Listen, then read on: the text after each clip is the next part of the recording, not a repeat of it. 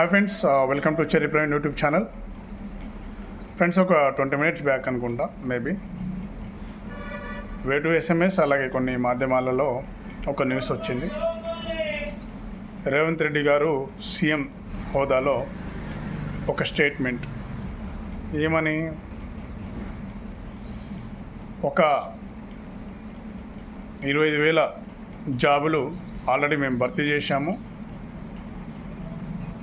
ఇంకొక 6,000 జాబులు త్వరలో భర్తీ చేస్తున్నాము. అంటే టోటల్గా ఒక 30,000 జాబులు అయిపోయినాయి రిమైనింగు.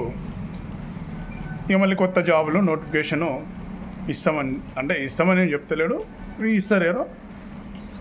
అంటే ఎట్లుందంటే ఇది గత బీఆర్ఎస్ ప్రభుత్వంలో ఇచ్చిన నోటిఫికేషన్ని ఇప్పుడు రేవంత్ రెడ్డి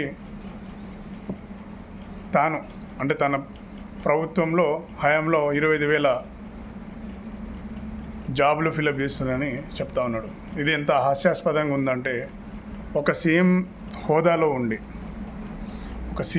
ఉండి ఇంత పచ్చిగా, ఇంత నిర్లక్ష్య రహితంగా ఒక స్టేట్మెంట్ ఇచ్చేటప్పుడు ఆచితూచి మాట్లాడాలనే అంశాన్ని మర్చిపోయి ఇలా సొల్లుగా 25,000 ఉద్యోగాలు నేను ఇచ్చినా అని చెప్పడం సమంజసం కాదు. ఎందుకంటే బీఆర్ఎస్ ప్రభుత్వాన్ని బొందబెట్టాలి, కాంగ్రెస్ ప్రభుత్వాన్ని గెలిపించుకోవాలి అని తిరిగిన ఒక 10 మంది యువకుల్లో మొదటిగా నేనుంటా ఖచ్చితంగా. ఎందుకంటే నిరుద్యోగ యువతగా మేము, అలాగే ఈ జీవో నంబర్ 46 వల్ల నష్టపోయిన ఒక బాధితునిగా గత బీఆర్ఎస్ ప్రభుత్వానికి వ్యతిరేకంగా పనిచేశాము. కానీ వ్యతిరేకంగా పనిచేసినా కూడా అది గత ప్రభుత్వం ఇచ్చిన నోటిఫికేషను, అందులో లోటుపాట్లను సర్ది చేసి 15,000 పైచిక్కులు కానిస్టేబుల్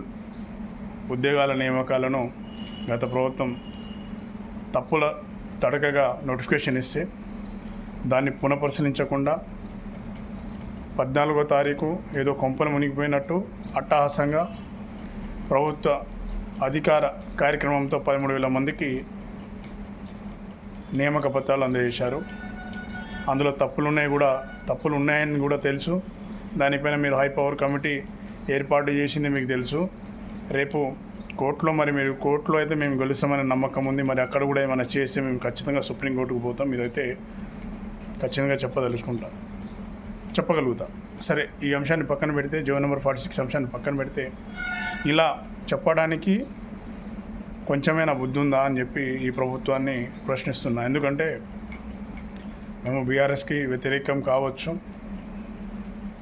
కేసీఆర్ పైన మా కోపం ఉండొచ్చు గాక, కానీ ఎవడికో పుట్టిన బిడ్డ నువ్వు పేరు పెట్టినంత మాత్రాన నీ బిడ్డని నువ్వు చెప్పుకోవడం ఇది చాలా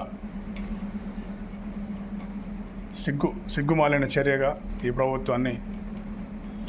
ప్రభుత్వంలో ఉన్న పెద్దలకు ఇటువంటి 25,000 మేము ఇచ్చామని ఎప్పుడు ఎక్కడ చెప్పకండి. ఒక సీఎం రేంజ్లో ఉండి, ఒక సీఎం స్థాయిలో ఉన్న వ్యక్తి ఇలా మాట్లాడడం కరెక్ట్ పద్ధతి కాదు.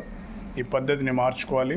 నువ్వు ఏదైనా కొత్త నోటిఫికేషన్ ఇచ్చి మేము భర్తీ చేశామని చెప్తే మేమే సోషల్ మీడియాలో ఇగోరా మా ప్రజాప్రభుత్వం వచ్చింది, నేను మేము ఓటేసినందుకు ఈ ప్రభుత్వం ఇగో కొత్తగా నోటిఫికేషన్ ఇచ్చిందని చెప్పుకోవచ్చు. కానీ ఎవడో ఇచ్చిన నోటిఫికేషన్కి నువ్వు ఇచ్చిన అని చెప్పుకోవడం అయితే ఇది కరెక్ట్ పద్ధతి కాదు. ఒక కాంగ్రెస్ కార్యకర్తగా కానీ, ఒక నిరుద్యోగ యువతగా మేమందరం బాధపడుతున్నాం. ఆ స్టేట్మెంట్ను మీరు వెనక్కి తీసుకోవాలి. కొత్త నోటిఫికేషన్ ఇవ్వడానికి మీరు ట్రై చేయండి. జీవో నెంబర్ 46 వల్ల ఉన్న లోటుపాట్లను పరిశీలించి కమిటీ నివేదికను తొందరలో బహిరంగపరుస్తారని కోరుకుంటూ ముగిస్తా ఉన్నా. జై హింద్, జై తెలంగాణ.